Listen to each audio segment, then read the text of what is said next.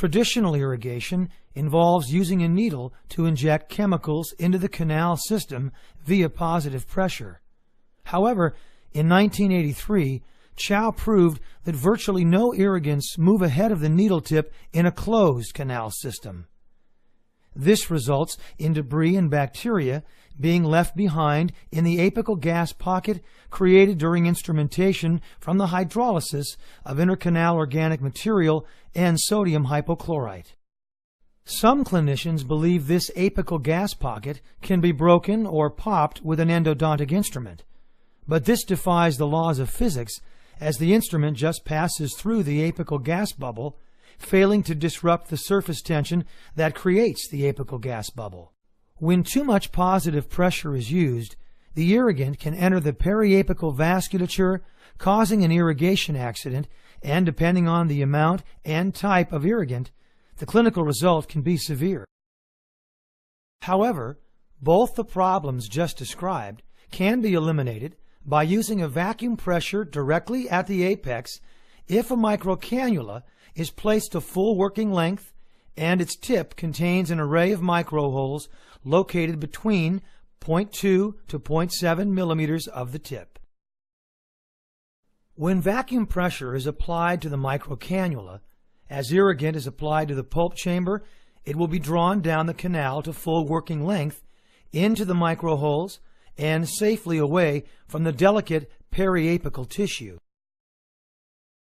The secondary purpose of the microholes is to prevent the lumen of the microcannula from being clogged. The microholes act as a filter.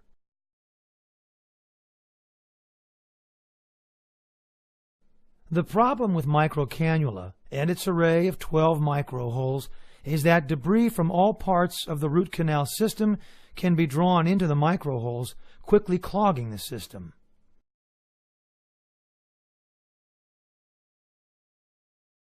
In order to avoid clogging the microcannula, a macrocannula is used deep into the canal in an up and down motion while copious quantities of sodium hypochlorite are delivered. By the end of 20 seconds, the walls above the tip of the microcannula will be almost completely free of debris from this flushing, churning virtual hurricane of irrigant exchange.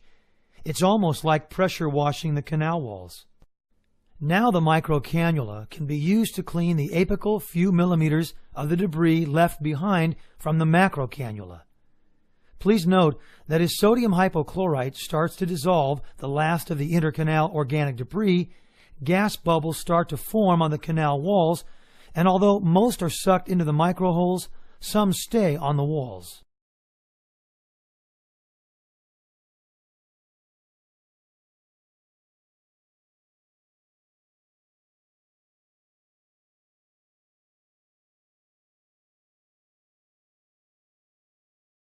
By lifting the microcannula 2 millimeters every 6 seconds, then replacing it back to the apex, these bubbles will be sucked away along with the debris in the apical last 2 millimeters. After 30 seconds, the microcannula is removed, leaving fresh sodium hypochlorite in place for 60 more seconds.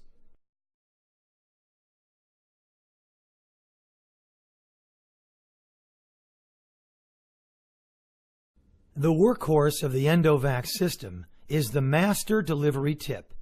It serves two functions. First, it delivers the irrigant into the pulp chamber through the access opening. Second, once the irrigant fills the pulp chamber brim full, it's automatically sucked away by the clear plastic hood surrounding the delivery needle. This level control hood is hooked to the office high vac.